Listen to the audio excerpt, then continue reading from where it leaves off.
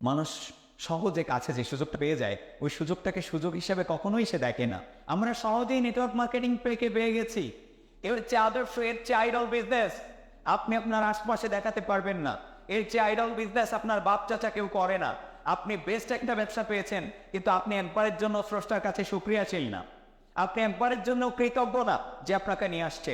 আপনি একবারের জন্য কৃতজ্ঞ না যে আপলাইনটা আপনাকে সহযোগিতা করছেন। আপনার 95% কাজ করে দেওয়া আছে। এই অফিস আপনার করা লাগে নাই, প্রোডাক্টের স্টক আপনার টাকা দিয়ে আপনার রাখা লাগে নাই, এই সিস্টেম আপনাকে ডেভেলপ করা লাগে নাই, অফিসের ফার্নিচার আপনার কিনতে হয়নি, ডেকোরেশন আপনার কিনতে হয়নি। এরপরে হচ্ছে ট্রেনিং রুম, এই ডিপার্টমেন্ট, ট্রেনার, কোনো কিছু আপনার না। 95% করা, আপনি শুধু 5% করবেন, সেটা হচ্ছে ব্যবসা শিখবেন আর কাজে কাজ করবেন। 10 লাখ টাকা ঘুষ দিয়ে যদি একটা পুলিশ কনস্টেবলের চাকরি নেয়, এই 10 লাখ টাকা উঠাতে গিয়ে তাকে 10 বছর ফ্রি খাটতে হচ্ছে, যার 1 টাকা সে পাচ্ছে না, তার পরিশ্রমের 1 টাকা মূল্য পাচ্ছে না। আপনার একটা আঙুলের মূল্য আপনি বুঝতেছেন না, অথচ যার একটা আঙুল নাই, এই আঙুলটা নেই, তার কাছে গিয়ে শোনেন এই আঙুলের মূল্যটা কত খায়। আপনি হাতের মূল্য বুঝতেছেন না, যার একটা হাত নেই তার কাছে গিয়ে শোনেন এটার মূল্য কি। যার কাছে যেটা নেই সে সেটার মূল্য বোঝে। এই জন্য আমাদের মাননীয় প্রধানমন্ত্রীও কিন্তু মাঝে মাঝে বলতেছে কি তোমরা উদ্যোক্তা হও, স্টুডেন্টকে বলছে তোমরা উদ্যোক্তা হও, চাকরির আশায় বসে থেকো না।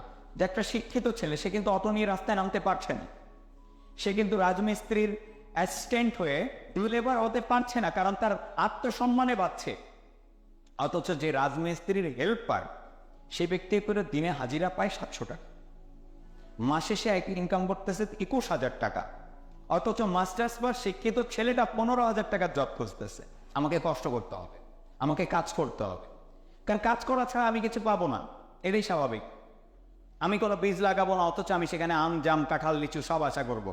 আমি যেদিন বিয়ে করব, আমার নিজের গাড়িতে বিয়ে করব, যাতে বউকে প্রথম দিন ভাড়া করে গাড়িতে চড়িয়ে পরের দিনই অটোতে না উঠাতে হয়। আমি যেদিন বিয়ে করতে যাবো, আমার পার্সোনাল কারে চড়ে আমি যাব। আর যেদিন আমার বিয়েতে বরযাত্রী যাবে, আমার অ্যাসোসিয়েট দিলে গাড়ি থাকবে 20টা। যদি আপনি ডিসিশন নেন, এটা আপনার দ্বারা সম্ভব।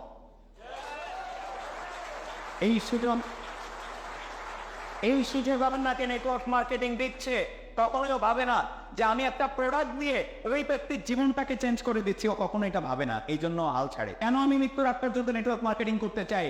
কারণ আমি দেখাচ্ছি ইভেন্টসের মাধ্যমে আমি যত সহজে মানুষকে হেল্প করতে পারছি, এত সহজে আমি পৃথিবীর অন্য কোনো পেশা থেকে পারবো না। তোমাদের মতো ছেলেপেলেদের যে শিখাচ্ছি, কথা বলতে শিখাচ্ছি, দাঁড়াতে শিখাচ্ছি, এইটা কোথায় পেতাম? এটা কয়জন শিখায়? রিয়েল লাইফ এডুকেশন আমি তোমাদেরকে দেওয়ার ব্যবস্থা করছি, যেটুকু আমি জানি সেটুকু। আরো জানছি যাতে আরো দেওয়া যায়। যদি আমার কর্মটা মানুষ হিসাবে এমন না হয় যে আমার জীবনের দ্বারা আরো 10 জনের জীবনের উপকার হয়েছে, তাহলে আমি কুকুর আর শুয়োরের জীবন আর আমার জীবনকে আমি আলাদা করে কোনোভাবে দেখি না। দুইটা কুকুর একসাথে খেতে গেলে এরকম করে, ডিসিশন ডেলি ডেলি নেয় না বুদ্ধিমানরা। মনে রাখবেন, ভীরুরা মরে যায় প্রতিদিন, প্রতিদিন শত শত বার মরে। আর যারা সাহসী, জীবনে একবার। যে যুদ্ধ আপনার সাথে চলছে, এই যুদ্ধে আপনার কোনো প্রতিপক্ষ নেই। আর এই যুদ্ধে প্রতিপক্ষ যদি থেকেও থাকে, সেটা হলেন আপনি নিজে।